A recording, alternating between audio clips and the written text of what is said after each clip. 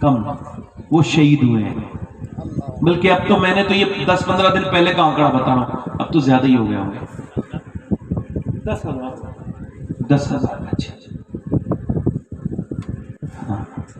اچھا ہمارے یہاں کتنے ماشاءاللہ انسٹاگرام کے مجاہد ہیں، یوٹیوب کے، فیس بک کے، اس پہ مجاہدہ کر لیتے ہیں، یہیں پہ خوب جہاد کرتے ہیں.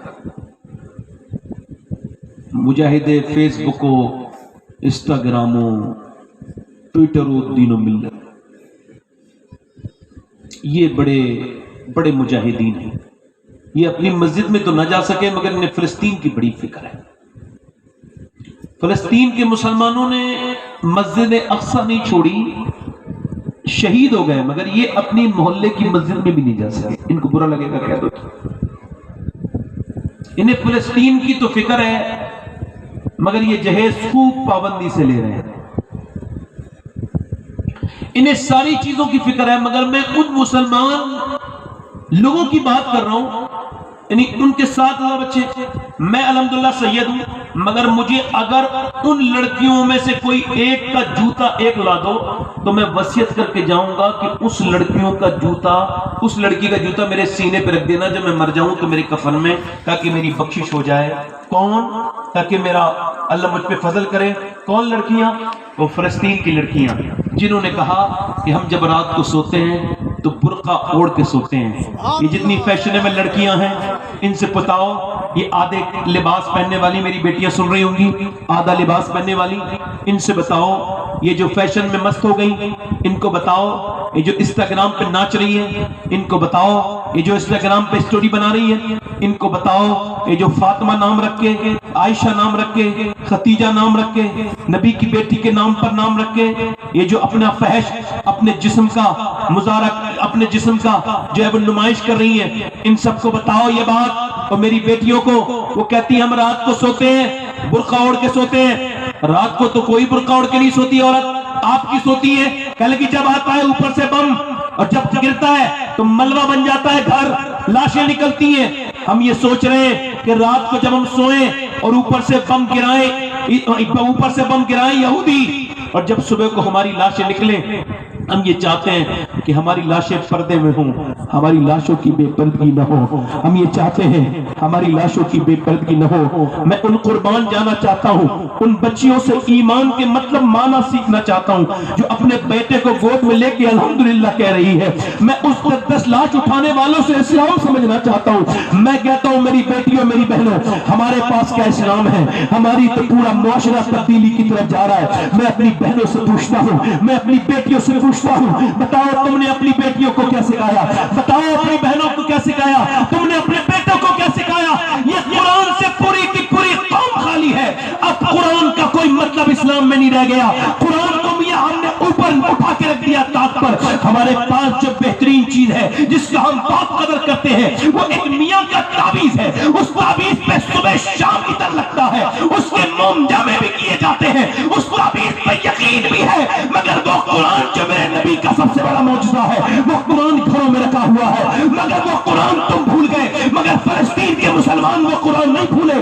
آج بھی ان پہ کوئی مصیبت آتی ہے تو دنیا کا کوئی کلام نہیں پڑھتے بلکہ اللہ کا قرآن ہی پڑھتے ہیں، اللہ کا قرآن ہی پڑھتے ہیں. آج اللہ کے قرآن سے کیا مطلب رہ گیا؟ میاں میں آپ سے پوچھنا چاہتا ہوں، ادھر دیکھو، اللہ کے رسول کی بیٹی ہے، سیدہ ہے، طیبہ ہے، طاہرہ ہے، عابدہ ہے، زاہدہ ہے، سیدہ کائنات سیدہ فاطمہ الزہرا ہے. سیدہ ام سلمہ فرماتی ہے اور مدینے کی عورتیں اپنے بچوں کو لوری دیتی تھی مگر فاطمہ کبھی لوری نہیں دیتی تھی. فاطمہ اپنے بچے کو قرآن سناتی تھی. توجہ تو کرے، کنویں سے پانی نکال رہی ہے، قرآن کی تلاوت کر رہی ہے، کنویں سے پانی نکال رہی ہے، قرآن کی تلاوت کر رہی ہے. اس کے بعد چکی چلا رہی ہے، قرآن کی تلاوت کر رہی ہے. روٹیاں بنا رہی ہے، قرآن کی تلاوت کر رہی ہے. حسین کو سلا رہی ہے، قرآن کی تلاوت کر رہی ہے. حسین کو اٹھا رہی ہے، قرآن کی تلاوت کر رہی ہے. قرآن سناتی جاتی ہے اور کہتی جاتی ہے اے میرے حسین، اے میرے لاڈلے، تیری ماں بھوکی پیاسی تجھے قرآن سنا رہی ہے، تیری ماں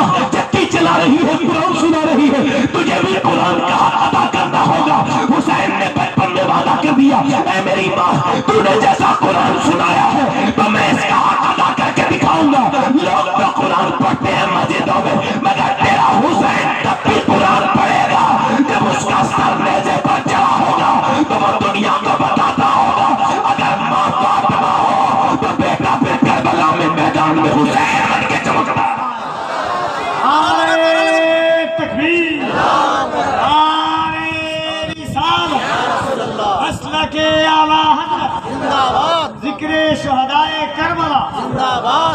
خواجہ ہند الولی کانفرنس زندہ باد۔ اللہ کے رسول نے فرمایا، سنو توجہ کرو، حدیث قدسی اللہ فرماتا ہے میرے محبوب جب میں کسی پہ لعنت بھیجوں تو اس کی 7 نسلوں پر اثر۔ کتنی نسلوں پر بولو؟ جلدی بولو، کتنی نسلوں پر اثر؟ جلدی بولو، کتنی نسلوں پر اثر؟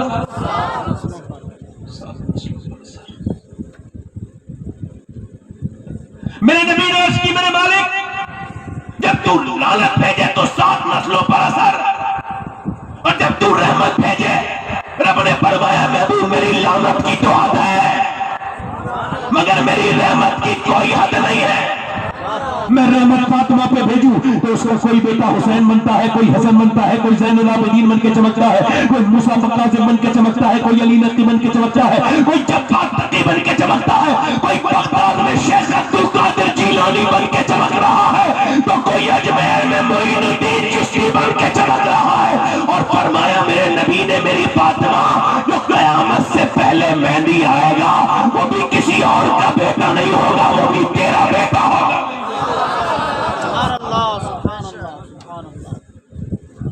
آخری حدیث بیان کرتا ہوں، اپنی تقریر ختم کرتا ہوں، ذرا دونوں ہاتھ اٹھا کے بولو یا رسول اللہ۔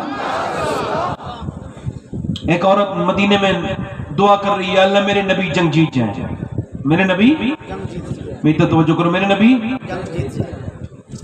اچھا یہ دعا اس وجہ سے بتا رہا ہوں کہ اس کا باپ بھائی بیٹا سب تھے جنگ میں، میدان جنگ میں، مگر اس نے یہ دعا نہیں کی میرے باپ کی حفاظت ہو، میرے بھائی کی حفاظت کرنا یا اللہ، وہ یہی کہہ رہی میرے نبی جنگ جیت جائیں۔ کسی نے پیچھے سے آ کے کہا نبی تو جنگ جیت گئے، میں کہا تیرا باپ شہید ہو گیا، تیرا باپ اب کتنا درد گزرا ہوگا اس کے اوپر۔ پھر اس کے بعد اس نے کہا تیرے باپ کے ساتھ تیرا بھائی بھی شہید ہو گیا، اور بھائی کے ساتھ تیرا بیٹا بھی شہید ہو گیا، اور بیٹے کے ساتھ تیرا شوہر بھی شہید ہو گیا۔ کانپنے لگی، درد بہت ہوا ہوگا نا، تکلیف بہت ہوئی ہوگی نا۔ اچھا کسی نے باپ کا درد سنا ہوگا، اس کو پتا ہوگا باپ کیا ہوتا ہے، جس کی ماں چلی گئی اس کو پتا ہوگا۔ ہمارے یہاں ہندوستان میں ایسا ہے کہ جب ماں باپ مر جائیں تو ان کے نام کے لمبے لمبے پروگرام ہوتے ہیں، فاتحہ ہوتی ہیں، لمبی لمبی دعوتیں ہوتی ہیں، مگر جیتے جی باپ کی قدر نہیں ہوتی، ماں کی قدر نہیں ہوتی۔ میں کہہ رہا ہوں جیتے جی قدر کر لو اپنے ماں باپ کی۔ باپ کے ساتھ تو بڑا برا سلوک کرتے ہیں لوگ۔ ایک بوڑھے لوگ جو یہاں بیٹھے ہیں جن کی داڑیاں سفید ہو گئی ہیں، یہ پہلے سے بوڑھے نہیں تھے، یہ پہلے سے داڑھی سفید نہیں تھی، یہ بھی جوان تھے کبھی، مگر پوری زندگی لگاتا ہے ایک آدمی، مگر اس کا بیٹا اس کو عزت تب دیتا ہے جب وہ مر گیا ہوتا ہے۔ ماں جب مر جائے پھر اس کی قبر پہ جا کے بندہ روتا ہے، جیتے جی کبھی ماں سے محبت کی بات نہیں کرتا۔ خیر اس کا باپ شہید ہوا، بھائی شہید ہوا، اب وہ کانپتی بھی چلی میدان کی طرف کو جدھر لاشیں تھیں، عورتیں پیچھے، باپ کو دیکھے گی، بھائی کو دیکھے گی، بیٹے کو دیکھے گی، کس کو دیکھے گی، مگر نہ باپ کو دیکھا، نہ بھائی کو دیکھا، نہ بیٹے کی لاش کی طرف گئی، ادھر دیکھ گئی جدھر حضور تھے، اونٹنی کے نیچے جا کے کھڑی ہو گئی۔ میرے نبی نے اس کی طرف دیکھا اور فرمایا اللہ تجھے صبر دے، تیرا باپ، تیرا بھائی، تیرا بیٹا شہید ہو گیا، تیرا شوہر، اللہ تجھے صبر دے۔ حضور کی طرف سر جھکا کے بولی یا رسول اللہ آپ سلامت ہیں تو میرا سب کچھ سلامت ہے۔ اور جب میرے باپ کی خبر آئی نا اللہ کے رسول میرے بھائی کی، تو میں نے پوچھا حضور کیسے ہیں، تو سب بولے حضور ٹھیک ہے، مگر میرے دل کو اطمینان نہیں آیا، اب آپ کو دیکھ لیا ہے تو میرا کچھ نہیں بگڑا یا رسول اللہ آپ سلامت ہیں۔ اور پھر جب وہ گئی تو لاشوں کے پاس گئی شہیدوں کو دیکھنے کے لیے، تو اس کے سر پہ بھی دوپٹہ تھا، پورے دوپٹے میں تھی، پورے پردے میں تھی۔ کسی نے پوچھا باپ بھائی سب شہید ہو گئے، تیرا پردہ ابھی تک؟ کہہ لگی میرے باپ کو موت آئی ہے مگر میرا اسلام ابھی زندہ ہے، میرا ایمان ابھی زندہ ہے۔ باپ پردہ تھی، کانپ رہی تھی اور وہ درد کی وجہ سے مگر چہرے پر پورا لباس تھا۔ کاش کہ میری بیٹیوں کو یہ بات کا پتہ ہوتا کہ جب ایک ماں بگڑتی ہے تو پورے اس کی نسل برباد ہو جاتی ہے۔ یہ تقریر ہم کیوں کرتے ہیں بار بار عورتوں کے لیے؟ کیونکہ میاں اسلام تو یہ کہتا ہے، پہلے لوگ شادی کرتے تھے تو نانی تک دیکھا کرتے تھے، بات بالکل ٹھیک تھی۔ اسلام کہتا ہے نانی بیٹی دیکھنی ہے تو مکے کی خدیجۃ الکبریٰ دیکھو، اور اگر بیٹی دیکھنی ہے تو مدینے کی فاطمہ الزہرا دیکھو، اور پھر نواسی دیکھنی ہے تو پھر کربلا کی سیدہ زینب کبریٰ دیکھو۔ پہلے نامی سی ریکارڈ چلتا ہے، میں اپنی بہنوں سے پوچھتا ہوں، یہ دیکھو میری طرف توجہ کرو، آپ میری بات پہ غور کرنا اور میری بات پہ بڑے دھیان دینا، آپ میری بات کو، یہ دیکھو نماز ہے اور مردوں کی اللہ اکبر اور عورتوں کی نماز ہے اللہ اکبر۔ مرد جب نماز پڑھے گا تو یہاں تک ہاتھ اٹھائے گا، عورت جب نماز پڑھے گی بس یہاں تک ہاتھ لا کے باندھ لے گی۔ عورت جب سجدہ کرے گی تو مرد کے سجدہ الگ ہے، عورت کا سجدہ الگ ہے۔ مرد جب سجدہ کرتا ہے تو اپنا ہاتھ ٹیک کر اور جو وہ اٹھ کے کھڑے ہو کے پوری طرح سے سجدہ کرتا ہے، مگر عورت پوری پچھ کے سجدہ کرتی ہے، اس کے لیے یہ حکم ہے کہ وہ نیچے ہو کے سجدہ کرے۔ عورت اور نماز میں عورت کے بھی فرق ہے، ذرا غور کرو، اللہ کی عبادت ایک ہے مگر میاں نماز کا طریقہ الگ ہے۔ اللہ جانتا ہے کہ مرد کے جسم کی بناوٹ اور ہے، عورت کے جسم کی بناوٹ اور ہے، لہذا اللہ نے عورت کا نماز کا طریقہ اور کر دیا، مرد کی نماز کا طریقہ اور کر دیا۔ اللہ نہیں چاہتا کہ عورت نماز پڑھتے میں بھی بے پردہ ہو، ذرا غور تو کریں آپ، ذرا توجہ تو کریں آپ، ذرا غور کریں۔ اللہ کے رسول کی بیٹی سیدہ طیبہ طاہرہ عابدہ زاہدہ، اللہ کے پیغمبر صلی اللہ علیہ وسلم نے فرمایا، اے میری بیٹی فاطمہ، کل کو عید ہے، کیا میری فاطمہ نے چاند دیکھا؟ عرض کی ابا میں نے چاند نہیں دیکھا، عرض کی ابا میں نے چاند نہیں دیکھا۔ ارشاد فرمایا، میری فاطمہ کیوں نہیں دیکھا؟ ابا میں نے چاند نہیں دیکھا۔ فاطمہ سب نے دیکھا، آپ نے کیوں نہیں دیکھا؟ ابا جس چاند پہ غیر محرم کی نظر پڑی ہے اس چاند کو آپ کی بیٹی فاطمہ دیکھنا نہیں چاہتی۔ میرا امام کی بریلی سے آواز آئی، جس کا چل دیکھا مہو مہر نے اس رائے وضاحت پہ لاکھوں سلام۔ میں پوچھنا چاہتا ہوں اپنی بہنوں سے، کل قیامت کا دن ہوگا کہ اللہ کے رسول کی بیٹی سیدہ طیبہ طاہرہ دنیا سے جانے والی ہے تو رو رہی ہیں۔ آخری بات ہے، سیدنا علی کہتے ہیں، اسماء بنت امیس نے پوچھا آپ روتی کیوں ہے؟ کہ جب کوئی مرتا ہے تو اس کے اوپر چادر ڈالتے ہیں، جنازہ لے کے جاتے ہیں تو پتہ چل جاتا ہے کتنی موٹی ہے میت کتنی پتلی، تو جب جنازہ اس وقت دھک کے جاتا نہیں جاتا تھا، کھل کے جاتا۔ میں سوچ رہی ہوں جیتے جی تو پردہ کیا ہے میں نے، انتقال کے بعد جب میرا جنازہ نکلے تو کسی کو یہ خبر نہ ہو جائے کہ فاطمہ نبی کی بیٹی کتنی موٹی تھی کتنی پتلی تھی۔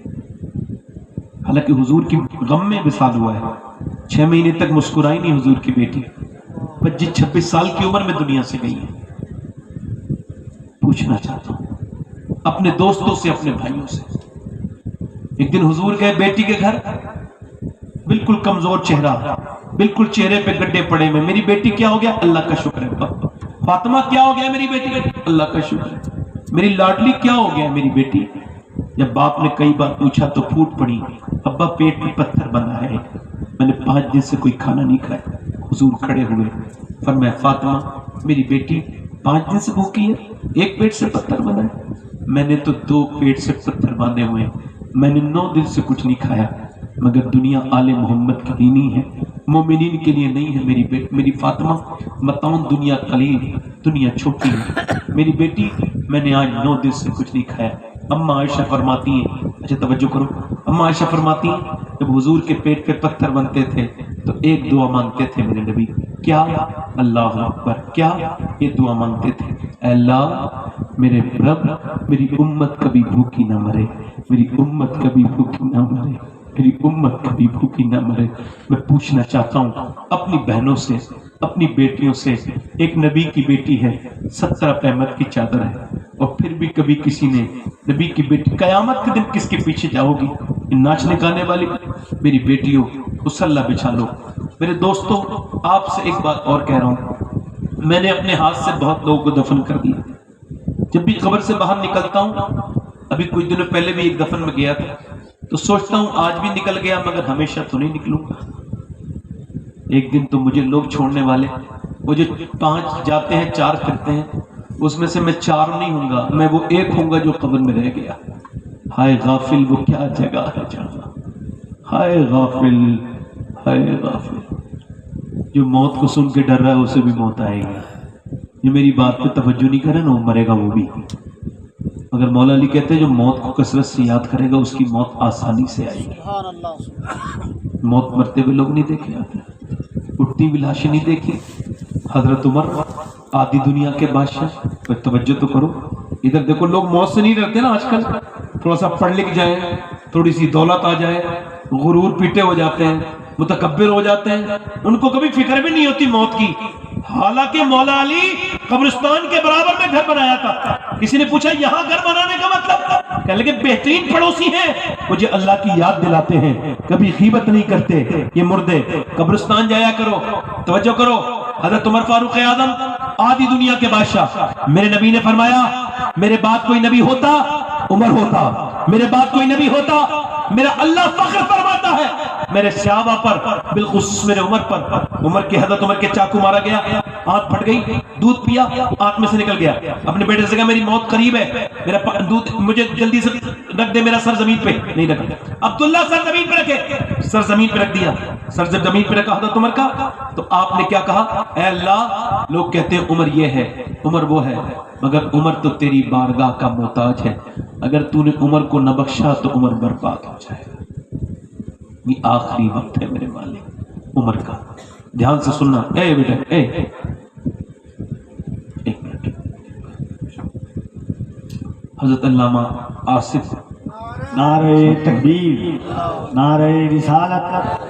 آپ بیٹھے رہیں، آپ لوگ بیٹھے رہیں، آپ لوگ بیٹھے رہیں، بیٹھے رہیں، بیٹھے رہیں. نعرہ تکبیر، نعرہ رسالت. علامہ حضرت آصف اقبال صاحب قبلہ ہند البری کانفرنس مسلک اعلیٰ حضرت.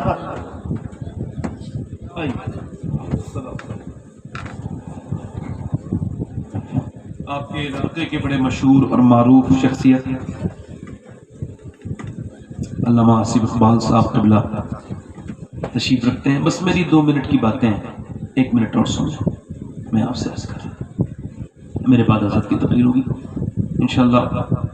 جلدی سے ختم کر رہا ہوں اپنی بات. حضرت عمر کے جب حضرت عمر کہنے لگے یا اللہ مجھے بخش دے، تو میں آپ سے عرض کر رہا ہوں کہ اپنے رب سے توبہ کر لیں، اس سے کہیں کہ مالک معاف کر دے ہمیں، میں بڑا خراب ہوں.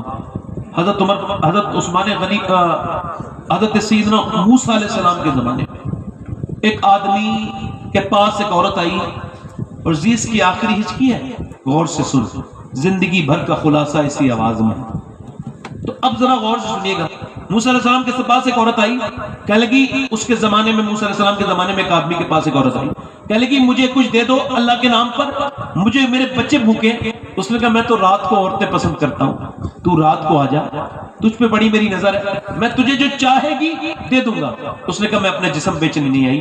پھر دوپہر میں آئی، کہنے لگی میرے بچے بھوک سے پریشان ہو گئے اور ان کو غشہ آنے لگا ہے، وہ بے ہوش ہونے لگے، کچھ دے دے اللہ کے نام پر، تو میں تو جو رات کو کہے گا میں تیرے ساتھ وہ کر لوں گی، فی الحال میرے بچوں کے لیے دے دے. وہ دے کے چلی گئی. اس نے دے دیا.